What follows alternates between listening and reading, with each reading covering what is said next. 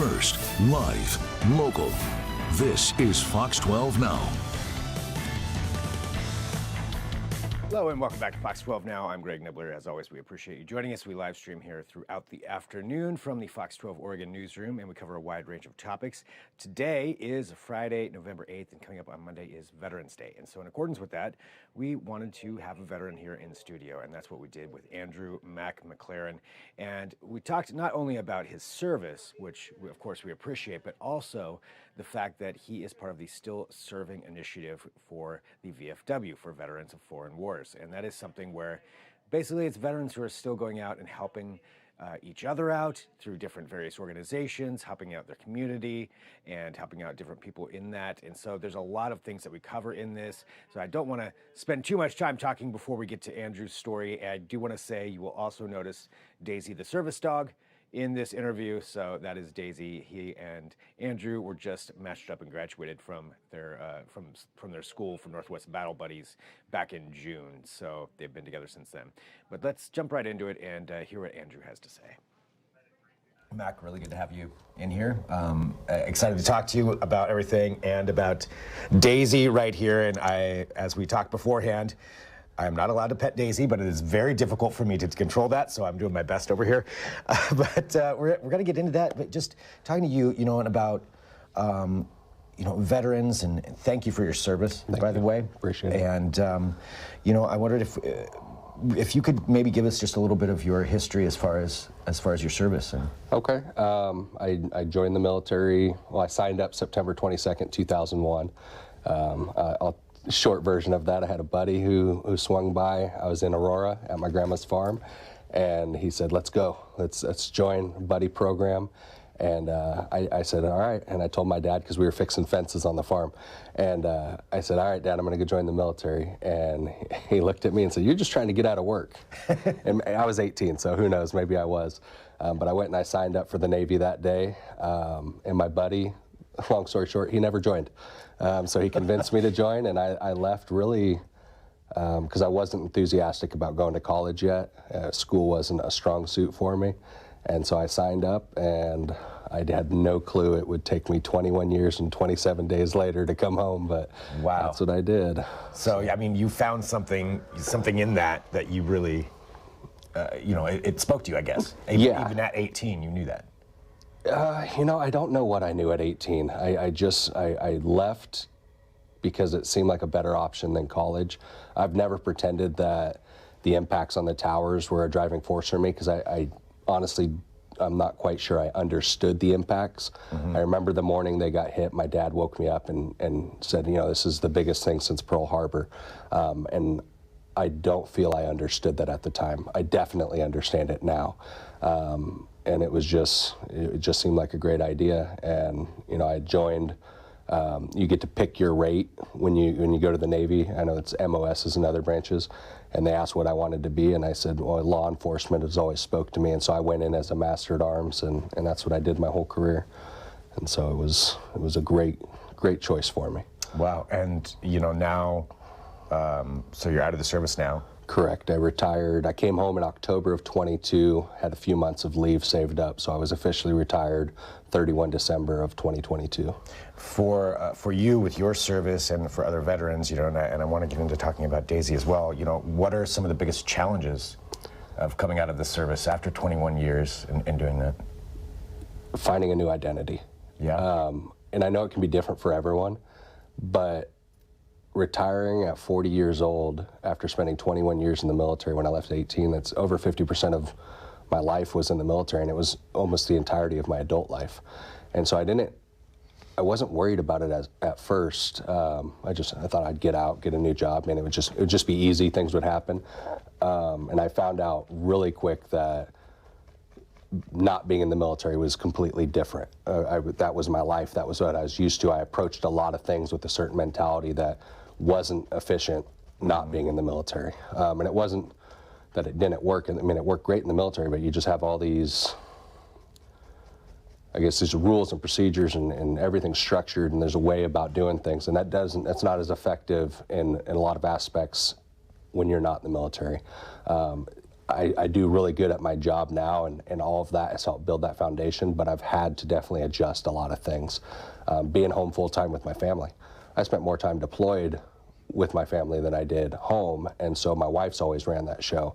And so being home a lot more, that, you know, it should be a great thing, and it is now. You know, don't get me wrong, I love my wife and children, but that was a very big point of tension with me transitioning out, and it became difficult.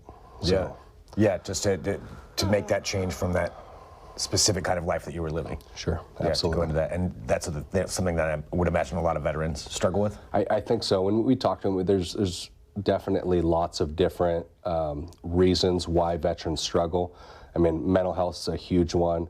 MST, which is military sexual trauma. There's so many factors, and as I engage, I'm involved with quite a few different veteran organizations, and you meet people who struggle for various reasons, and sometimes it's the transition of not being able to figure out what their military skills translate to. Mm-hmm. There's programs that help with it, but you know, everything's effective to a degree, and it takes both sides. I mean, we as the veterans, we have to put forth effort to figure out and translate, and we can go to these programs and we can use resources, but nothing's an instant fix, you know, so it takes effort and it takes learning. And I think some of that can be the problem too, is some veterans may think that these programs are an auto fix, and it's not. Right. You know, they're a resource and they're a tool, but there's effort that has to be taken by everyone. But yeah, there's some people get out of the military and they stay in the state that they finished, and they don't have a network there either. I mean, that's huge too. You got to have friends, you got to have family. I think that's a really good tool as far as social media, as there's so many organizations. I mean, just to name a few here locally, I'm obviously active with my VFW in Oregon City. There's a Returning Veteran Project. There's social media just alone, Pacific Northwest Veterans, Josh Wielden, he's been building that. I mean, he's active in so many counties in Oregon and Washington. He continues to grow that. There's a bunch of nonprofits in the area. I'm active with Honor Flight of Portland, which is now Honor Flight of Northwest Oregon, so they just had a recent name change. And then Northwest Battle Buddies, I knew about them long before I ever thought I needed them. And that was one of the unique things, is when my therapist recommended seeking out a service dog, I knew who I was going to go to. When I first found them, probably back in 2014, it was just a great organization that I believed in. And so I remember I have a little dog at home named Merle, and we bought him a leash that said Northwest Battle Buddies back when they did a fundraiser or some sort of store to help support them 10 years ago. And that leash was way too big for my dog. That dog's 8 pounds soaking wet. But they do great things. Shannon Walker over there at Northwest Battle Buddies, I mean, she's built that up. We were Team 257, so that's 257 veterans that they've served. Wow. And it's at no cost to us. That's amazing.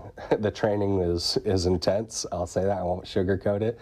It's 5 weeks of them training us not to mess up these beautiful dogs. So this is my girl Daisy, and we just graduated in June, and she's a sweetheart, and it's definitely been, she's helping me so much, but it's, again, one of those things, it's not an instant fix. Yeah, you know, it's she's work. there to help me, and I have to learn what that means, and she's learning from me, and she comes to work with me every day, and she travels with me, and she definitely seems like a sweetheart. I'm not gonna lie.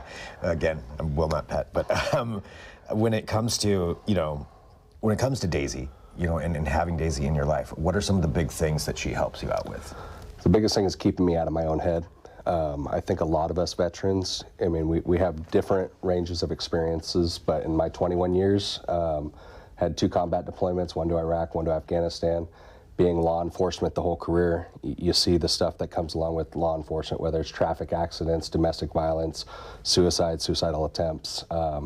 You see it all. And in the military, you just you learn to function with it. You can't unsee the things, you can't undo things. You learn to continue to navigate forward and be successful. And so she kind of helps me out there. We were supposed to group up. Initially, I was asked to attend the March class, and instead, I told them, I said I need to hold off. I was kind of working through some stuff. Well, and during that time frame, one of my buddies who was a retiree just like me, he took his own life. And it's just like, you try and, you know, when it comes to suicide in general, I don't want to just channel it to veteran suicide. It's just suicide in general. You try and figure out, like, how do you stop that? Like, how do you get ahead of that with people? And I can tell you, I don't know yet. You know, everyone likes to say there's indicators, sometimes there's just not. And you want to be there for folks, and it's not, you know, sending a text message, like genuinely being there, voice to voice, face to face. To me, that's the best way to show somebody you care. Anybody can share a text. I hate sharing if you want to stop it, share this and copy to your page. Like, what does that do? I mean, awareness is awareness. People understand there's resources, but you got to talk to people. I mean, there's nothing that says you genuinely care about somebody's well-being than sitting down and talking with them just like you and I are. Yeah. And sometimes it can be a 60-second conversation, but it goes a long way. Yeah. It's just, I don't know. I mean, I think that's the goal for most of these 501c3 nonprofits out there, is to try and stop that. And a lot of that is through interaction. There's a lot of outdoor-related nonprofits in the area, and it's about getting people out. And, you know, catching a fish ain't gonna save your life, but the camaraderie and linking up with other veterans. And I've made some good friends over the years. There's a good friend out in Waldport. He's a retired gunnery sergeant, but he's I mean, me and him have kicked it off since 2015 or 16 is when I met him, and he's crotchety, you know. He's an old crusty Marine, but we're dang near best friends now. And I mean, he's probably old enough to be my father, but he does the same thing. All he does is take veterans out on his boat crabbing, and we're doing a Veterans Day charter out in Uquinna Bay Charters on Monday for Veterans Day, and nice. They donate the boats and they do a barbecue for us, and that's just, there's so many communities that love the veterans and support the veterans. Oregon City, where my VFW post is, they're a prime example. I mean, they support, whether it's through the Boy Scouts or the JROTC there at the high school, or just when we're doing our buddy poppy drives, like the amount of just interaction, the conversations you can't replace. I mean, there is obviously our purpose out there is the financial donations because it helps the post. I'm the service officer at the post, and so we deal with the veteran in need requests, and they usually come vetted through the different county organizations. They'll say, hey, we've got a veteran who's in the housing pipeline. We're doing this, that, and the other, but they could really use a hand up. And so they'll reach out to us, and we do grants based on some of those requests, and it really helps. And we couldn't do that without the support of the community.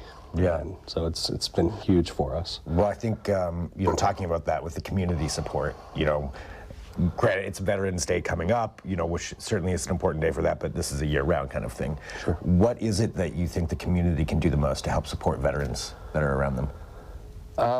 You know, there's so many organizations. I don't know if I don't want to say there's just one, but find the cause that means the most to you. To me, like I said, I'm involved with a few different organizations. My VFW post is huge. We've been successful. We're a dry post, is what I like to tell people, because there's this kind of a stigma that VFWs are where the old veterans go to drink, and we don't do that. We legit are about having our monthly meetings, discussing what the needs are of the community. We engage with the high school. We engage with all these other entities because it is about community. And most of the veterans that are at these posts are there for that. How can we continue to serve our community? So through the VFW, it's financial, you know, and then we find ways to connect with, whether it's Fort Kennedy, or we have a couple adopted units there at Camp Withicum. So if you're not sure where to give back, your VFW is a great choice. And then the two organizations that I would like to plug here is obviously Honor Flight of Northwest Oregon. Linda Azor has been awesome bringing that together, and we're trying to get it bigger, and we can't do that without financial donations, because right now we have I think at last count we had 151 veterans on the wait list. Wow. And these aren't veterans of my age. These are World War II, Korea, Vietnam. Traditionally, our flights can take 24 veterans at a time, and we're trying to get from one flight a year to 2. If we can get to 2, then that's 48 veterans we're serving a year, and the goal is to not have a wait list. You know, and I tell people, this year I was able to get a couple of people I work with. We have what we call the Military Veteran Resource Group, and I said, hey, we need some volunteer guardians for Honor Flight, and that's how I got connected with Honor Flight. This was a volunteer guardian, which means I didn't know the veteran that I was going to escort out there. Linda had put out a Hail Mary on Facebook, and I didn't even know how I was connected with Linda. I said, who is this gal? And I said, but I know about Honor Flight. And I said, well, now I'm retired, maybe I can do it. So I reached out to her. Well, come to find out, small world, she went to high school with my mom. We all graduated from North Marion down in Aurora. And so she knew my mom and dad. And so I went as a guardian on the Honor Flight in September of 23. September of 23, that was my first flight. And I got paired with a Vietnam veteran named Jerry from Aurora, which is where I was from, and ended up being one of the coolest experiences of my life. Truly humbling when you go into the different monuments. I mean, I remember just the look on Jerry's face when we were at the Vietnam Museum, and they had a map of Vietnam there, and he just went up the map and he goes, we built this there, we built this there, and he just walked all, I mean, he was in that whole country, but he knew what they built, because he was a CB, which was Construction Battalion. And so they were just doing engineering projects all up and down Vietnam, but he remembers where they all were. He was just walking the map and he could tell you what he built. And so it was super unique. And those flights, you know, we try and stop at each of the memorials.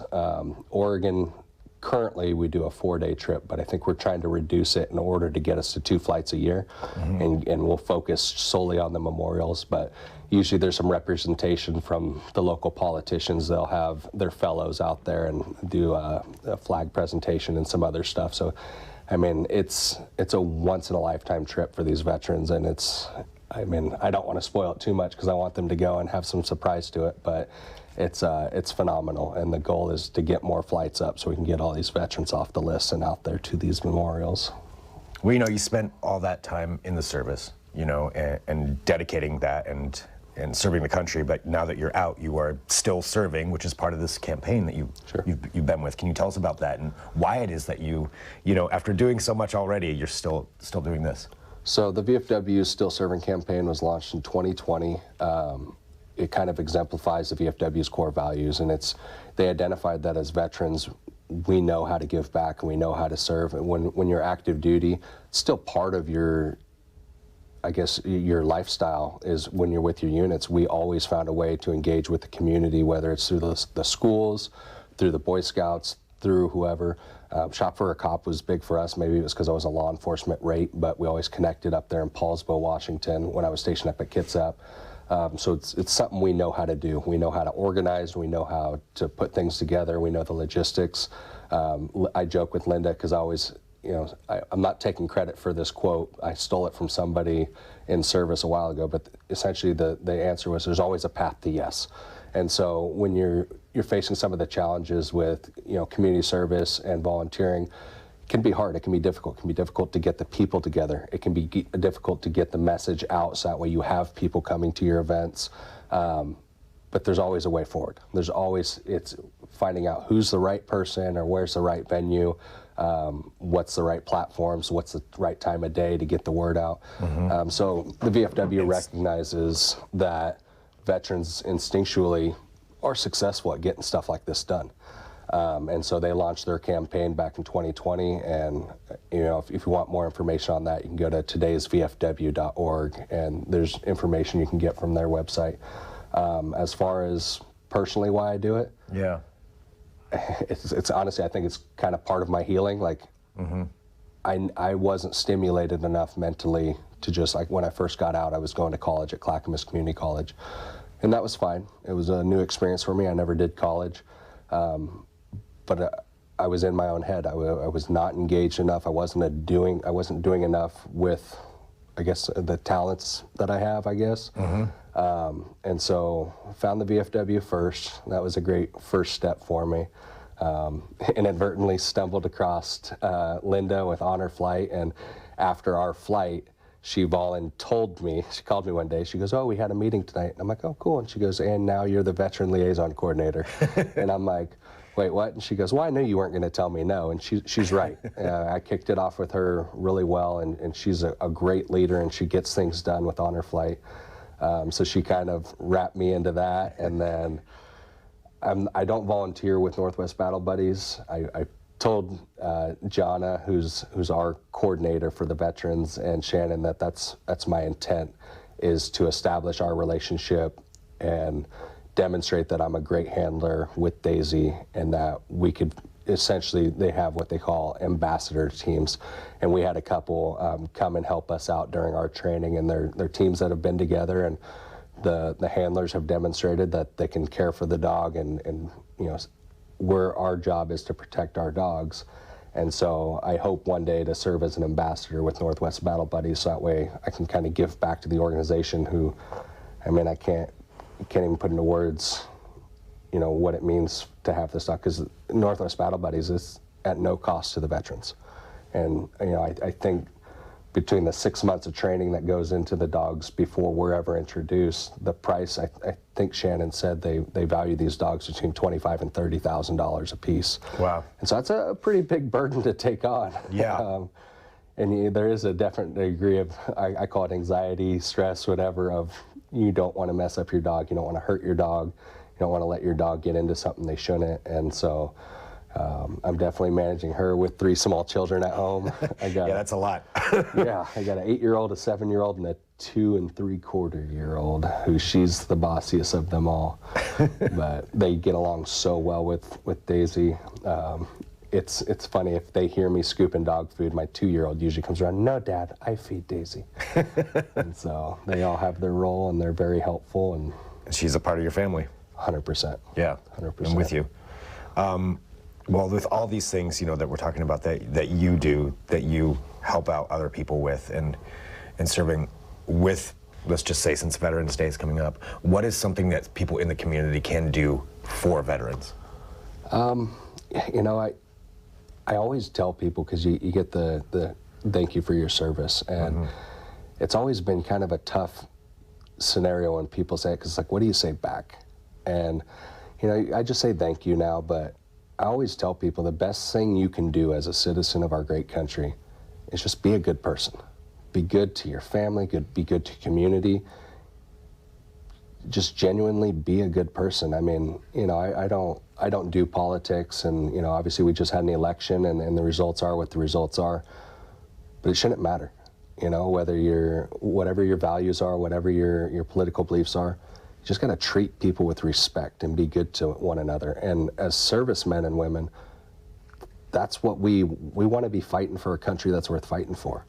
And if the country's internally fighting, like, that makes it very hard to, you know, to have the motivation and the pride to serve if everyone's just not getting along, you know. And I like to tell people when they're really feeling passionate one way or the other, it's like, you got to explore the world, because I promise you, we have it way better. I'm not saying our nation's perfect, but we are America, and it's a great nation to be a part of. And I feel blessed to have been born here and to be raised in my family here, just because of some of the countries that I've been to and that I've seen. And it's like, we're not going to be perfect, but regardless of the state of our country, we can't use that as an excuse to not be good people towards one another.